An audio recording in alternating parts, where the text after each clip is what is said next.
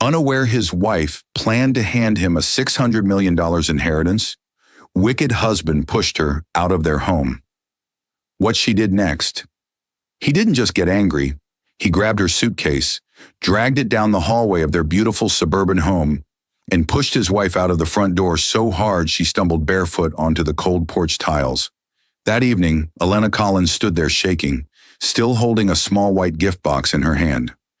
Inside that box was a gold watch engraved, "For the man I trust most." Behind the closed door, her husband Richard paced through the mansion, convinced Elena had been hiding money from him. He was wrong. She wasn't hiding money from him. She was planning to hand him her entire $600 million inheritance. Just hours earlier, Richard had found the sealed envelope in her drawer. He saw his own name. Beneficiary Richard Collins, and the $600,000 million figure. But he didn't read the whole thing.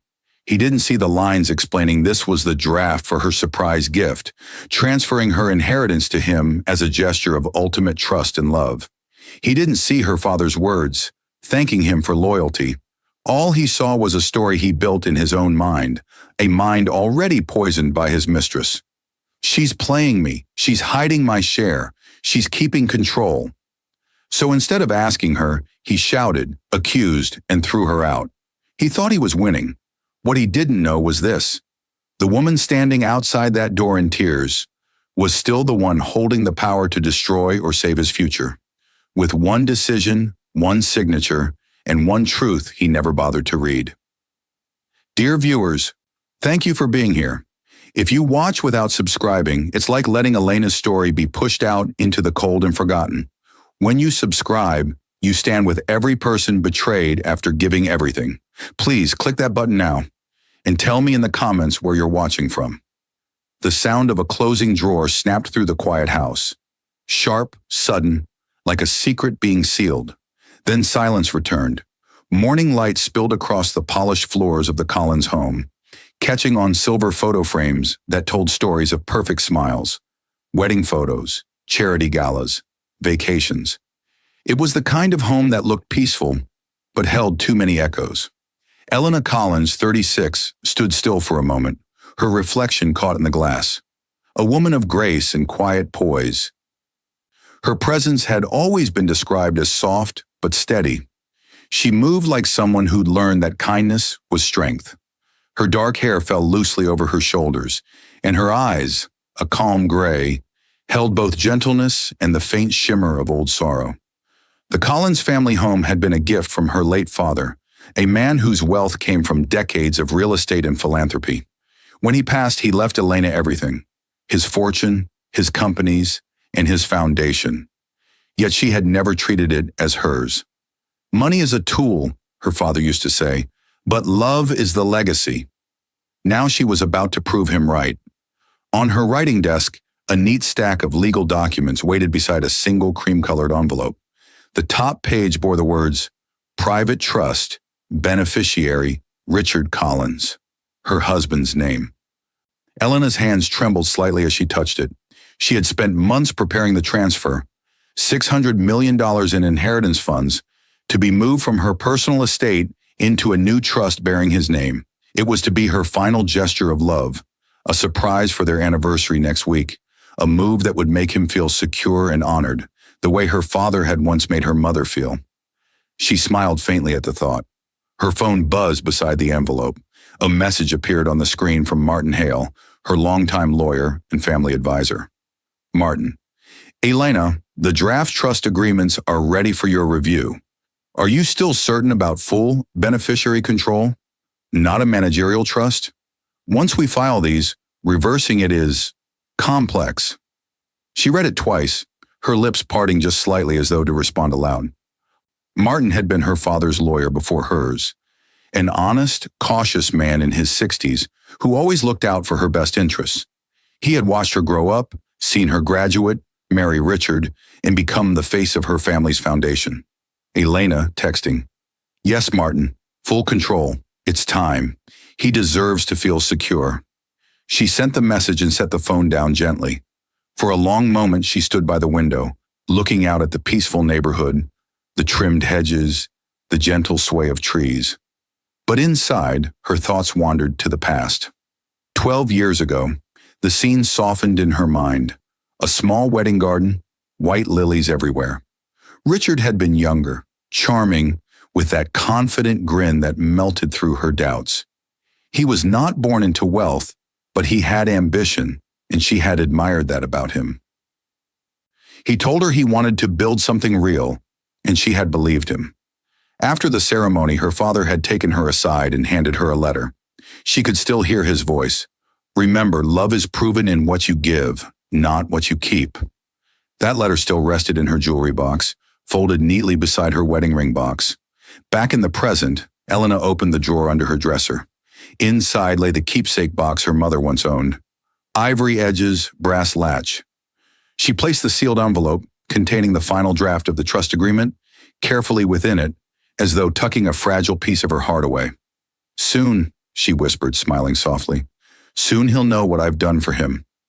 The camera of the story, the unseen eye, would linger on her expression, not naive, but pure. The kind of love that believed too easily in goodness. Her phone vibrated again. This time it was Richard. Richard. Won't be home for dinner. Busy night at the firm. She typed back quickly. That's all right. I'll keep something warm. Her thumb hovered before pressing send. She hesitated, as if part of her felt the distance behind his words. A tone colder than usual, but she pressed send anyway, convincing herself he was just tired. Evening light faded through the windows. The home turned dim, quiet again. Elena folded her father's letter once more and placed it on the nightstand. The camera, if this were a film, would zoom slowly toward the keepsake box inside the dresser drawer. The faintest gleam of the gold lettering on the envelope caught the last of the sunlight. Private Trust Beneficiary, Richard Collins. A shadow crossed the hallway outside, the faint outline of a man's frame moving toward the bedroom door before stopping. Richard's voice drifted faintly through the half-open door. What's she hiding in there all the time? The door creaked softly, then closed again. His footsteps faded. Elena, unaware of his brief curiosity, reached for the framed photo on the dresser. Their wedding picture. She smiled, brushing her thumb across his face. You've given me happiness, Richard. I just hope I can return it. Her phone lit up one last time on the bed beside her. Another message from Martin. Martin. Understood. I'll schedule the final signing meeting for next week. She typed back. Thank you. He'll never expect it. The soft hum of the air conditioner filled the silence. Outside, the wind shifted, tapping a loose branch against the glass like a warning knock. Faint but steady. Elena looked up, uneasy for a second, but then brushed it off and turned off the light. The keepsake box glowed faintly under the moonlight, holding her greatest gift and her greatest mistake. Some surprises, the narrator's voice would say softly, are never opened the way we imagine. The sound of silver hitting porcelain broke the silence. A fork clattered hard against a dinner plate. Sharp, startling, too loud for such a calm home. Richard Collins didn't even look up. His eyes stayed fixed on his phone, the blue glow reflecting in his expressionless face. He sat at the head of the dining table, suit jacket still on, tie loosened but his body stiff, as if he didn't belong in that moment at all. Across from him, Elena Collins watched quietly, hands folded, smile soft but uncertain. The table between them was beautiful. Roasted chicken, vegetables, candles flickering, but the air was cold. Dinner's ready, she said gently, even though he was already sitting there. I made your favorite. Garlic butter chicken, just how you like it. Richard gave a short nod, eyes still on the screen. He muttered, his thumb scrolled, paused, and for a flicker of a second, a message notification flashed at the top of his screen. The name was Amber. The preview was just one line. She's holding you back, baby. Elena blinked, her mind struggling to catch up. Amber, but before she could process it, Richard, sensing her gaze, tilted the phone slightly away. He gave a small, forced smile, the kind that looked more like an obligation than affection. Long day, she asked softly, breaking the silence, pushing the image from her mind. Every day's a long day, he said flatly, stabbing a piece of chicken. Business doesn't wait for anyone. She smiled faintly, trying to lighten the mood. Then I'm glad you're home early tonight. He gave a small, bitter laugh. Early? It's nearly 9, Elena. She bit her lip, her fingers tightening slightly around her napkin. I just meant, I've missed eating together. We used to. He cut her off before she could finish. We used to have smaller problems back then. The words hit like a slap. The tone wasn't cruel yet, just sharp enough to draw invisible blood. Flashback 6. Years earlier, Richard and Elena laughing in their first small apartment. Spaghetti dinner, cheap wine, hands covered in sauce. He lifted her chin and said, Someday, you'll never have to cook again. I'll make enough for both of us. She had believed him. She had always believed him. Back in the present, Elena looked at the man across from her, the man who once promised her forever, and tried to find traces of that boy she fell in love with, but all she saw now was distance. Is something wrong? She asked quietly. He sighed, rubbing his temple. It's just business stress, Elena. You wouldn't understand. She blinked, taken aback. You don't have to talk to me like that. He looked up then, eyes tired, almost irritated. Like what? Like I'm a stranger. Richard pushed his plate away, chair scraping the floor. Look, you run your charities, I run the business. Let's not complicate things. You don't understand the pressure, Elena. Just stay out of it. The words froze her. For a long moment, neither of them moved. Then softly she said, Richard, I'm your wife, not your employee. He gave a faint snort and grabbed his phone. Exactly. So let's not turn this dinner into a meeting. Elena sat there silent. The candles flickered, their light unsteady. Her heart felt heavy, but she forced a small smile as he left the table. When she finally stood, she started clearing the plates, moving slowly, carefully, as though afraid any sound might shatter the little piece left. Her mind replayed his tone, his eyes, and the name she'd seen. Amber. Later that night, she walked past his home office. The door was half open. Inside, the glow from his laptop reflected across his face. She could hear faint whispers, his voice low, tense. She froze at the doorway, hidden in the hall's darkness.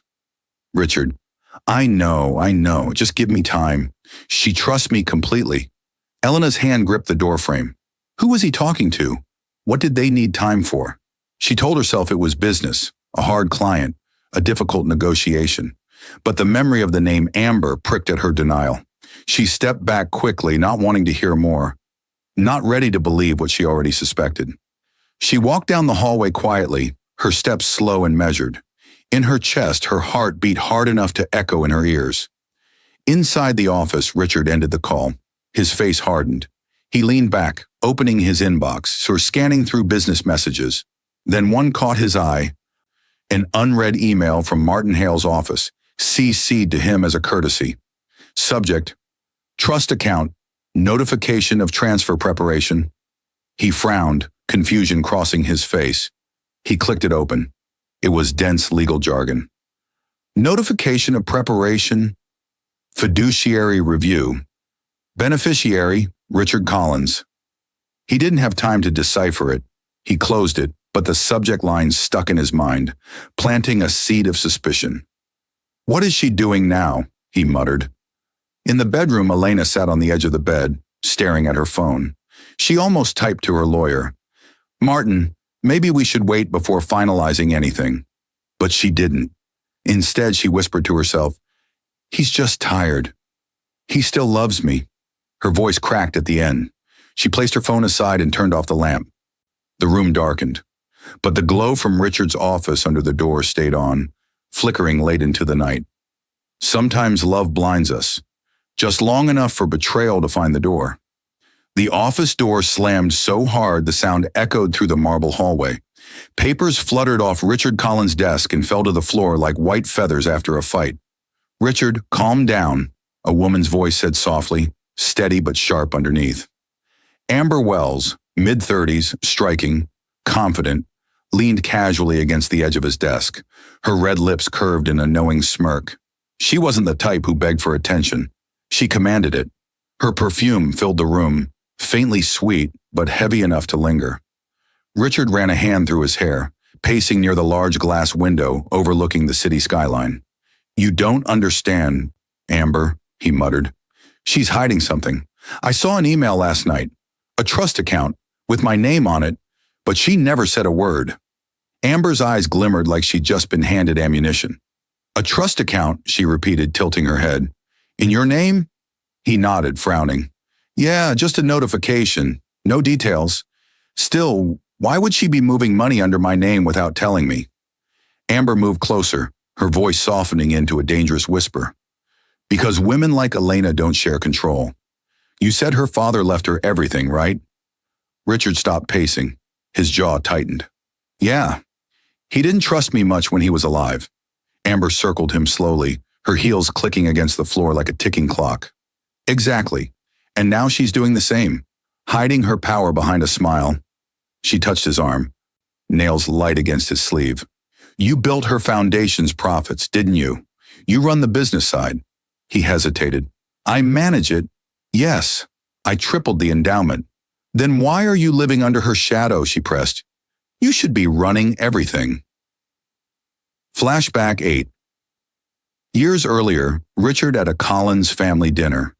Everyone dressed in elegance and quiet wealth. Her father's approving nods were always for Elena, never for him. When he offered business ideas, they smiled politely, never seriously. He remembered one humiliating line from her father.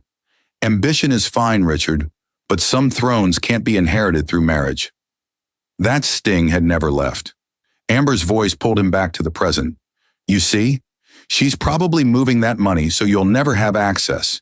She's putting it in your name to hide it from taxes, or maybe to frame you if something goes wrong. She's keeping control, like they all do." Richard frowned. "Elena's not like that." Amber laughed softly. "Oh, Richard, you're still defending her?" She moved closer, close enough for him to smell the expensive scent on her skin. "If she really trusted you, you'd already know where every dollar is. Instead, she keeps secrets." He stared at her, silent. Amber leaned in, her voice dripping with poison. "Ask her where her money really goes. Ask her why she hides things from you. Or maybe," she smiled wickedly, "you're afraid of what you'll find." Her words sank deep. He looked away, jaw clenched. "She wouldn't lie to me." Amber crossed her arms, pretending to retreat. "Then prove it. Go home tonight. Ask her. If she's innocent, she'll tell you." "But if she hesitates..." She didn't need to finish the sentence. Richard exhaled slowly, torn between doubt and anger. "You're twisting things." Amber stepped closer again, placing a manicured hand on his chest. "No, Richard, I'm opening your eyes." Their gazes met, his uncertain, hers confident. Outside the office window, thunder rumbled faintly in the distance. The city lights flickered against the glass, like warning signs he refused to read. Amber's expression softened, almost tender now. "You deserve better," she murmured. "You've worked for everything she takes credit for. I see you, Richard. I believe in you." He swallowed hard. That was the line that always broke him. "I see you." She leaned closer, her lips brushing his ear. "Go home. Find the truth. And when you do..." She paused. "Remember who really believed in you." Her lips met his. Not a kiss of affection, but of control, sealing the seed she'd planted.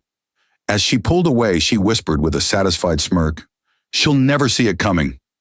Richard stood there long after she left, staring at the city lights. His reflection in the window looked like a stranger, a man caught between pride and guilt. He picked up his phone, opened his messages, and hovered over Elena's name. For a moment, his thumb trembled, but he didn't type. Instead, he opened his email again, finding the message from last night. Trust account, beneficiary, Richard Collins. He read the jargon again, but now, filtered through Amber's poison, the words notification of preparation felt sinister. He knew he wouldn't get answers from this. He needed the real papers.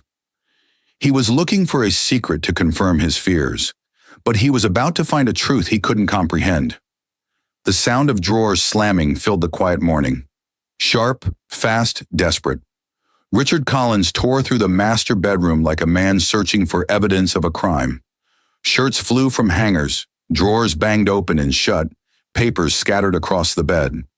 His breathing came hard, uneven, the rhythm of suspicion turning into rage.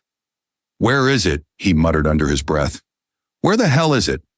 Sunlight spilled through the curtains, landing on the framed photo of him and Elena smiling on their wedding day. The contrast was painful, the image of love staring down at the sound of chaos.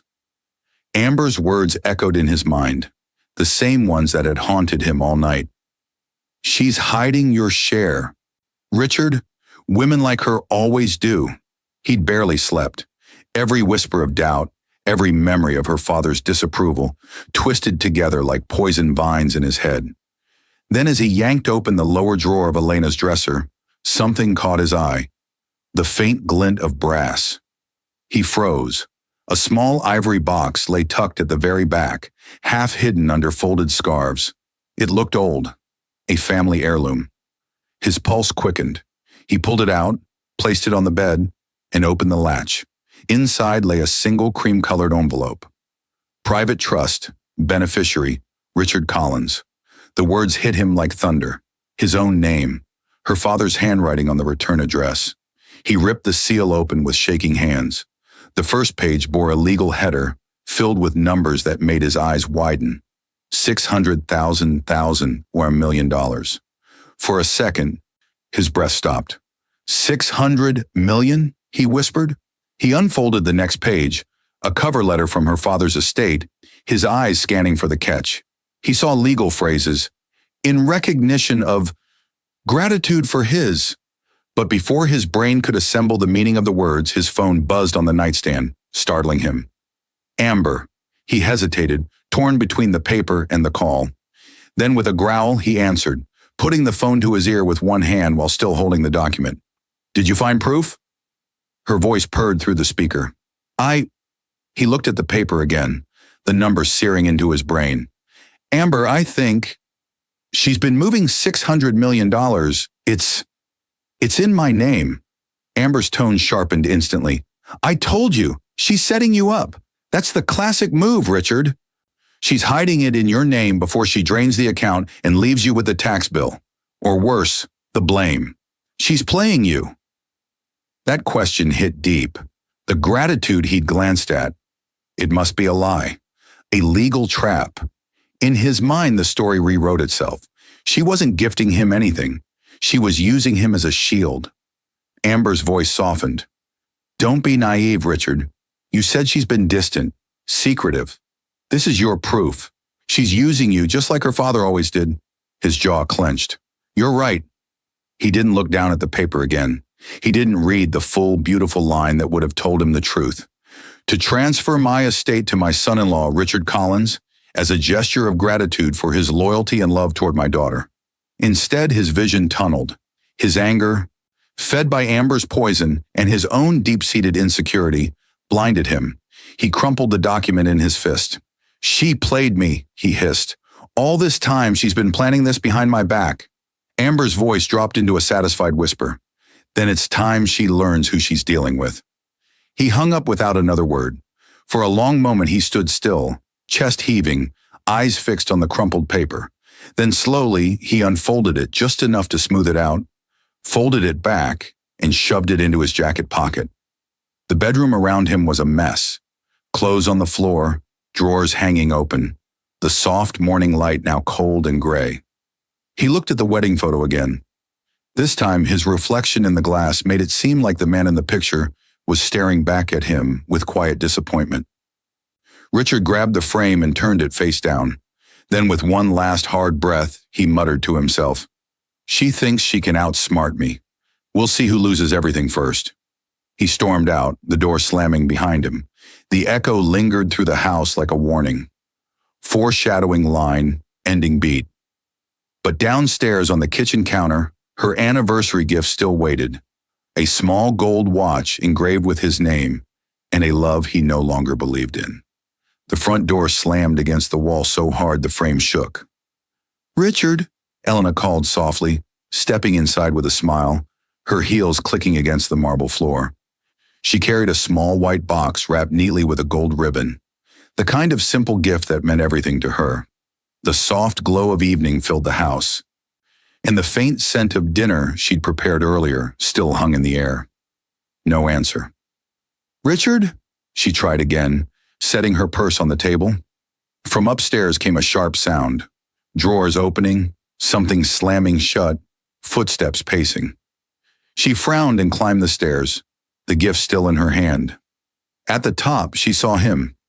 Richard stood in the hallway, still wearing his work clothes, jaw tight, eyes dark. His hands were balled into fists, and on the dresser behind him, the ivory box lay open, empty. Her heart skipped. "What's wrong?" He turned toward her, voice low but sharp. "Where's the money, Elena?" She blinked. "What money?" His tone rose immediately. "Don't play innocent. The $600 million you've been hiding from me." "I don't... Richard, what are you talking about?" She stammered, stepping closer. "If you mean the trust papers..." "Oh, so you admit it," he snapped. "You've been moving money behind my back. My name is on that account, Elena. What game are you playing?" Her voice trembled. "That wasn't a game. It was for you. I wanted to..." He cut her off with a harsh laugh, bitter and cruel. "Don't lie to me. You think I don't know what this is? You were planning to lock me out, use my name to hide your assets while I look like a fool?" She shook her head, tears already forming. "No, Richard, please listen. It was supposed to be a surprise. Your name was on it because I wanted to..." "Stop!" he shouted, slamming his hand against the wall. "You're unbelievable." Her voice cracked. "Richard, you're scaring me." "Good," he hissed. "Now you know how it feels to be betrayed." She stared at him, eyes wide, trembling. "I have never betrayed you." His phone buzzed in his pocket. He pulled it out quickly, and for a split second, she saw her reflection in his screen, and the name flashing at the top. Amber, the same name from the restaurant. Her blood ran cold. Elena froze. He turned slightly, lowering the phone, pretending not to notice her glance. "This conversation's over," he muttered. Her voice came out weak. "Richard, who is Amber?" He ignored her question. "Pack your things, Elena." "What?" she whispered. "I said pack your things. You're leaving tonight." Tears streamed down her cheeks.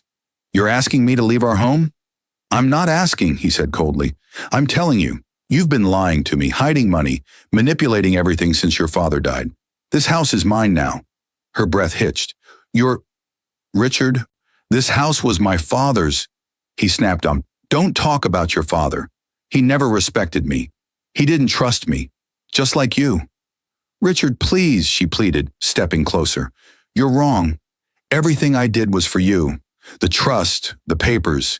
It was all supposed to..." His voice cut through her words like a knife. "Enough! Get out of my house!" She flinched at the sound. Downstairs, her phone buzzed on the table. Her lawyer, Martin, calling. The vibration echoed faintly, unanswered. She didn't move. "Richard, listen to me, please," she begged through tears. "That envelope, it was your gift. I was transferring everything to you." But he wasn't listening anymore. His anger had blinded him completely. He pointed toward the door. "Out!" She hesitated, heartbroken, confused, lost. Then slowly, she set the white box down on the dresser. "I brought you something," she whispered. He glanced at it, the small gift he didn't deserve. "What is that?" She wiped her face and smiled sadly. "Your anniversary present." He grabbed the box, ripped it open, and pulled out the watch. Gold engraved inside with the words, "For the man I trust most." For a brief moment, silence filled the room. Then without a word, he threw it across the floor. The watch hit the wall and fell, the engraving catching the light one last time before landing near her feet. Elena covered her mouth, gasping softly, the sound breaking the air. Richard's voice was final. "Get out, Elena!" She looked at him, the man she had loved more than anything, and realized he was gone, replaced by something she didn't recognize. Without another word, she picked up her purse and turned toward the door. As she stepped outside barefoot, the cold pavement stung her feet. Neighbors peeked through their curtains, whispering, watching. Tears blurred her vision as she walked down the porch steps, clutching her purse tightly. Behind her, Richard slammed the door. The sound of the deadbolt sliding home echoed on the porch. Elena stood on the cold pavement, The watch, her final gift, lying broken just inches from her feet. She left it there. Her phone buzzed in her purse. Martin. She ignored it, pulling her keys from her bag, and kept walking. That night, the man who thought he'd won everything had just sealed his own fate, while the woman who'd lost everything had just found her weapon, the truth. The motel door slammed behind her, echoing through the narrow hallway like a final goodbye. Elena stumbled inside, clutching her purse to her chest as though it could still hold her life together. The dim yellow lamp flickered, throwing uneven shadows across the cheap wallpaper. The air smelled faintly of dust and loneliness. Her hands shook as she dropped her purse on the bed. For the first time that day, she let herself breathe, a breath that broke halfway, collapsing into a sob. She pressed a hand over her mouth, muffling the sound. The silence that followed was worse. Her eyes landed on the small manila folder she'd carried from her car, her personal files. She opened it slowly, revealing a single photocopy of the trust agreement draft, the same one she had placed in the box for Richard. Her father's signature on the original letterhead stared back at her, steady, deliberate, loving. To Richard Collins, in recognition of his loyalty, love, and devotion to my daughter. Her fingers trembled as she traced the line. A soft, broken whisper escaped her lips. Devotion? He doesn't even know what that word means. She sank onto the bed, the weight of every memory pressing down. Flashback, 5 years earlier, sunlight, laughter, and vows. Richard stood before her in a white suit, his voice trembling as he said, "You're my everything, Elena. I'll protect you until my last breath." Her smile was bright, full of belief.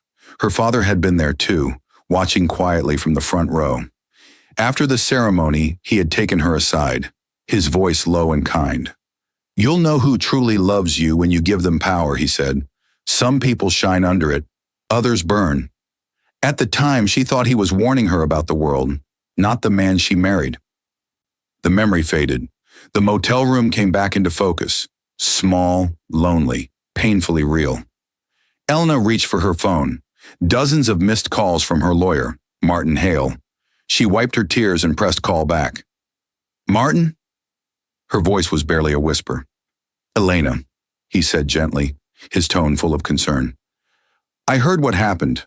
I've been trying to reach you. The final signing meeting for the trust is scheduled for tomorrow. Obviously, I have canceled it. The transfer is stopped." She looked at the document again. The proof of her love now turned into the seed of her pain. "I know," she said softly. "Thank you, Martin. Elena, what he did it's grounds. But the trust, the papers, does he have them?" "He has his copy of the draft," she whispered, "the one I was going to give him." "Good," Martin said, his voice hardening slightly. "The final fileable documents are secure with me. He has nothing but paper and a very bad temper." "Martin," she said, a new thought forming. "Those papers, they're evidence now, aren't they? Evidence of intent." There was silence on the line. "Yes, Elena," Martin said carefully. "They are." "I'm not a fool, Martin," she said, her voice gaining a thin layer of steel. "He has a mistress. Her name is Amber. I think he's been doing more than just yelling." When the call ended, she sat motionless, staring at the blank wall. Her tears had stopped, not because the pain was gone, but because something inside her had gone quiet. The trust was no longer about love. It was a mirror, one she would use to show Richard and the world the truth he'd never wanted to see. She whispered into the emptiness, "You were the only one I ever trusted, and you threw me away." The clock ticked on the nightstand. Each tick felt louder than the last, counting down the pieces of her old life. After several long minutes, she stood up, wiped her face, and crossed to the small desk. She opened her laptop. The screen light hit her face, pale, calm, unreadable now. Her fingers hovered over the keyboard. She typed slowly, "Private corporate fraud attorney, confidential." Her hand paused above the enter key. A single tear rolled down her cheek, but this one didn't come from heartbreak. It came from awakening. She hit enter. The search results filled the screen. Names, firms, contacts.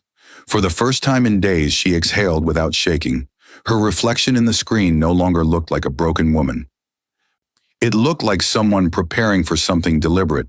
And somewhere across town, while she searched for justice, Richard was already building the lie that would destroy him.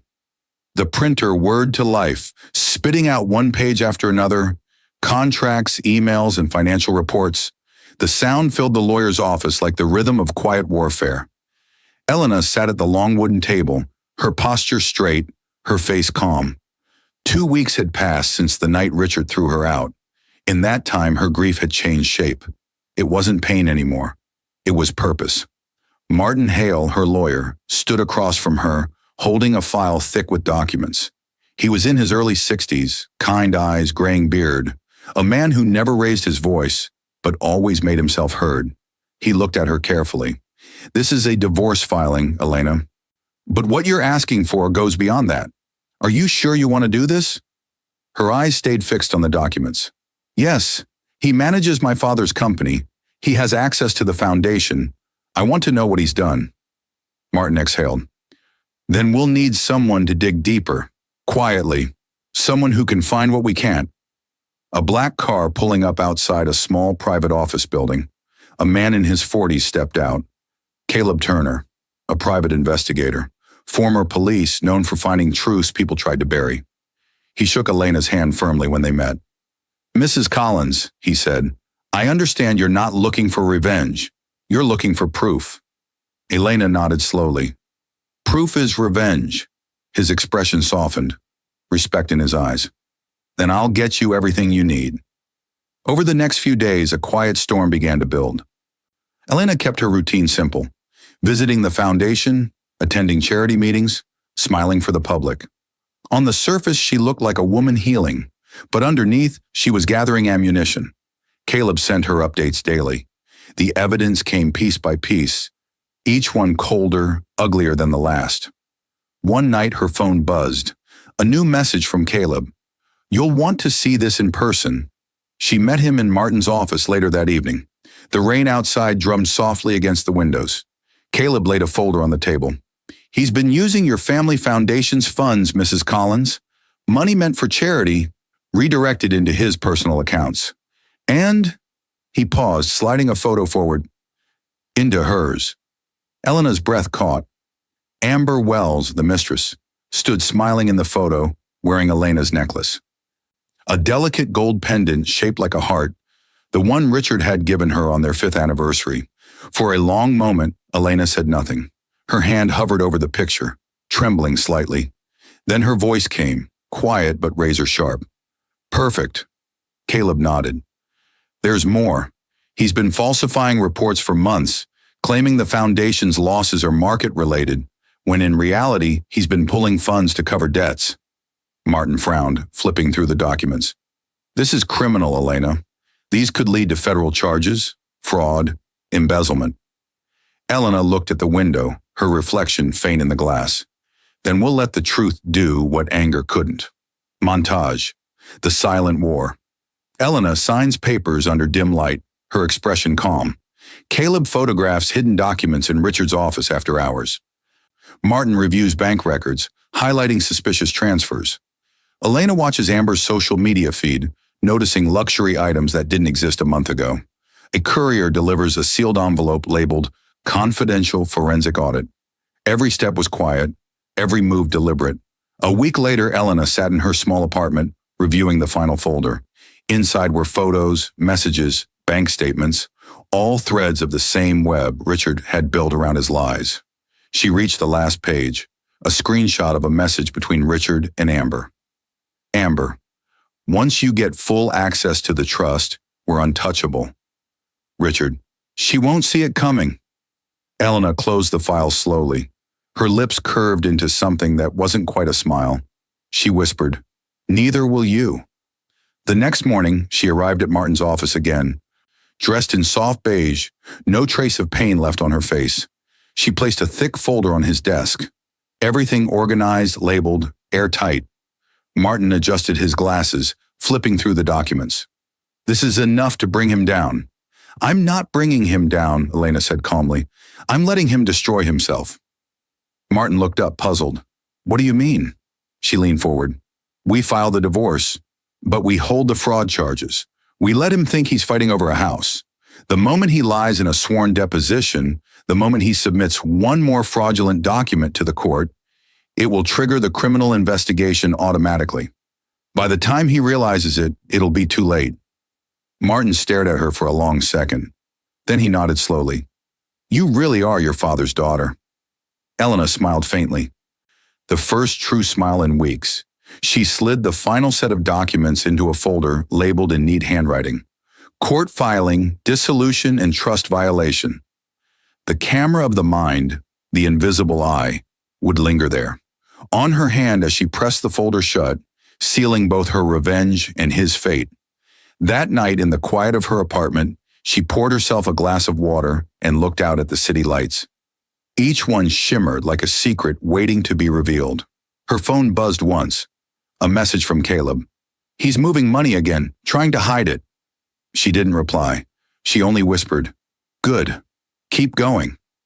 Her reflection in the window didn't look like a broken woman anymore. It looked like someone in control. Calm, dangerous, and ready. Foreshadowing line, ending beat. The next time she saw Richard Collins, it wouldn't be across a dinner table. It would be across a courtroom. The gavel struck once. Sharp, echoing, final. All rise, the bailiff announced, voice cutting through the murmurs of the packed courtroom. Richard Collins walked in with a smirk that didn't reach his eyes. He wore an expensive charcoal suit, his arm casually around Amber Wells, who looked proud, almost victorious. Photographers snapped from the hallway as the pair took their seats at the defendant's table. Across the room, Elena Collins sat beside her lawyer, Martin Hale, calm and poised. Her hair was neatly tied back, her clothes simple, beige and understated. But her presence drew quiet respect. She didn't look at Richard, not once. The judge entered and the tension in the air thickened instantly. Court is now in session for the matter of Collins versus Collins, the clerk announced. Richard leaned toward Amber, whispering, This will be over in an hour, then we'll walk out free. Amber smiled faintly, though her fingers fidgeted. She wasn't as sure as he was. The first 20 minutes passed with dry legal exchanges, property lists, financial statements, procedural discussions. Richard grew restless. He expected a quick resolution, another chance to humiliate Elena publicly. But then Martin stood and walked to the center of the room. Your Honor, he began, his tone controlled but heavy with precision. Before we proceed with the division of assets, I'd like to submit a document into evidence. Exhibit A. The bailiff took the folder and handed it to the judge. Richard leaned back lazily, muttering, Here we go again. The judge flipped through the pages. This is a draft for a trust agreement? Martin nodded. Yes, Your Honor. A legal trust agreement, drafted by my office on Mrs. Collins' orders. It outlines her plan to transfer $600 million of her personal inheritance to her son-in-law, Richard Collins, as a gesture of gratitude and love. The room fell silent. A gasp rippled through the courtroom, followed by the frantic clicks of journalists' pens. Richard blinked, his smug expression faltering. What? Amber's hand slipped from his arm. Martin continued, each word like a scalpel.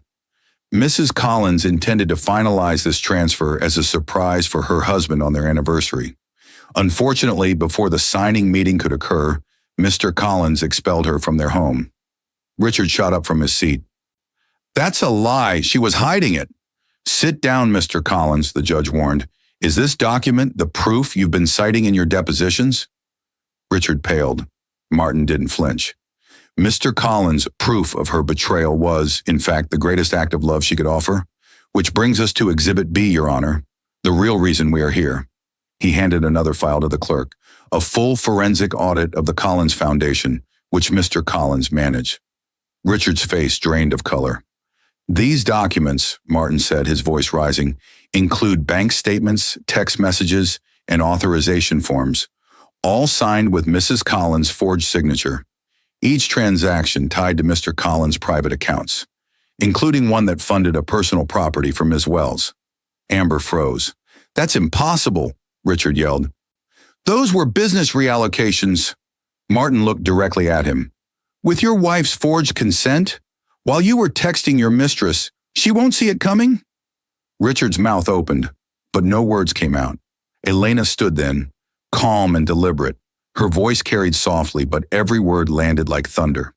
I wanted to make you the richest man alive, Richard, she said, meeting his eyes for the first time since that night. But you were so busy stealing pennies you didn't notice.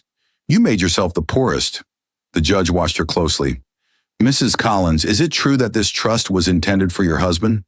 Yes, she said quietly, until he decided I was worth less than his greed.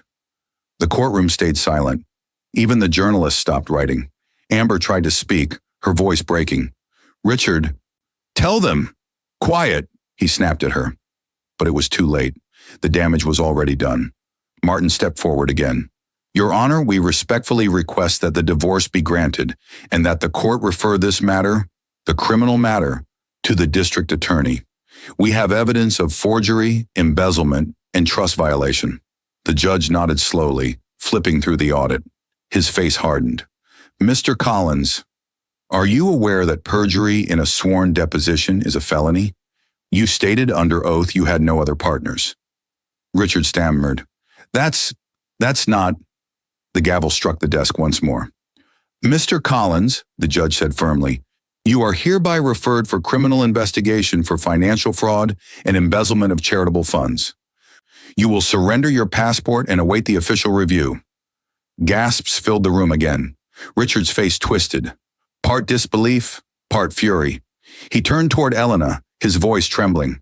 You set me up. Elena shook her head. No, Richard, you did that yourself. Amber stood slowly, panic spreading across her face. Richard, what about me? He glared at her. You stay out of this. But Amber's fear was visible now. The kind of fear that comes when the game you thought you were winning turns to ash. The judge's gavel struck again. Court adjourned.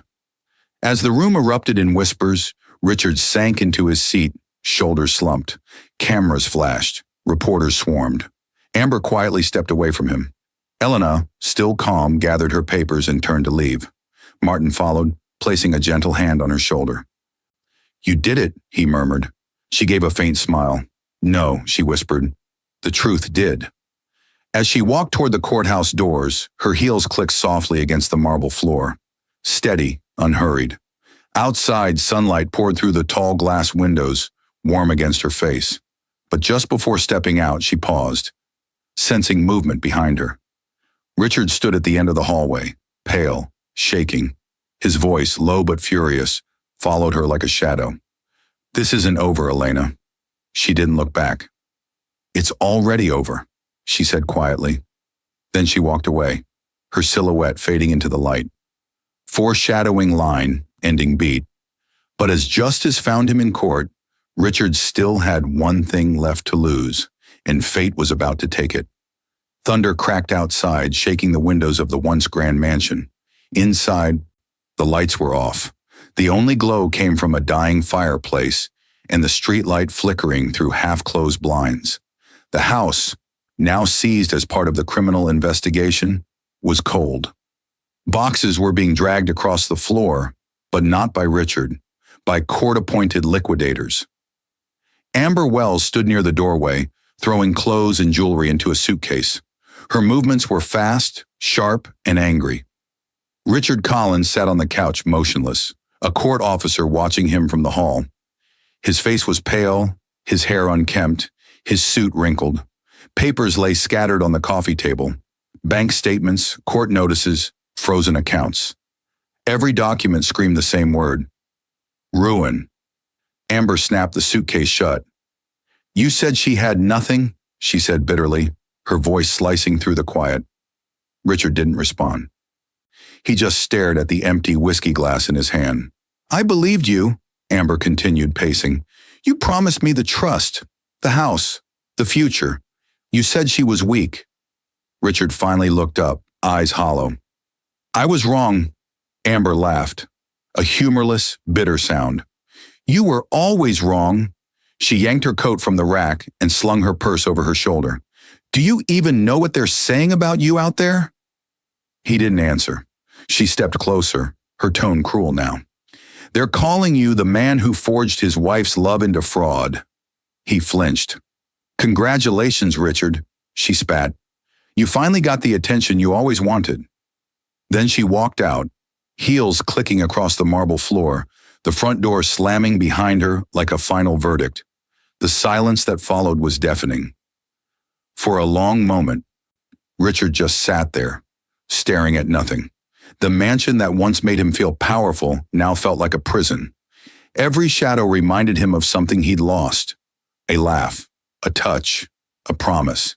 He reached for his phone out of habit, but the screen glowed only with unanswered calls from lawyers and one last text from Amber, sent hours ago. Don't call me again. I'm meeting with the DA. He sighed and leaned back, eyes tracing the ceiling. The cracks in the plaster seemed deeper now, spreading like the truth he'd tried to bury. He closed his eyes and his mind drifted backward. Not to the courtroom, but to a smaller, darker room from decades ago. Flashback. His childhood. A younger Richard sat at a wooden table, maybe 12 years old, hands trembling as he tried to count change. His father, a harsh man with tired eyes, loomed above him. You think people care about honesty, boy? His father barked. No, they care about power, about money. Richard looked up timidly. But Mom says people respect kindness. His father slammed a hand on the table. Kindness won't pay bills. Money will make them respect you. Remember that. The words hit hard, the kind that don't fade, just wait. Back in the present, Richard opened his eyes slowly.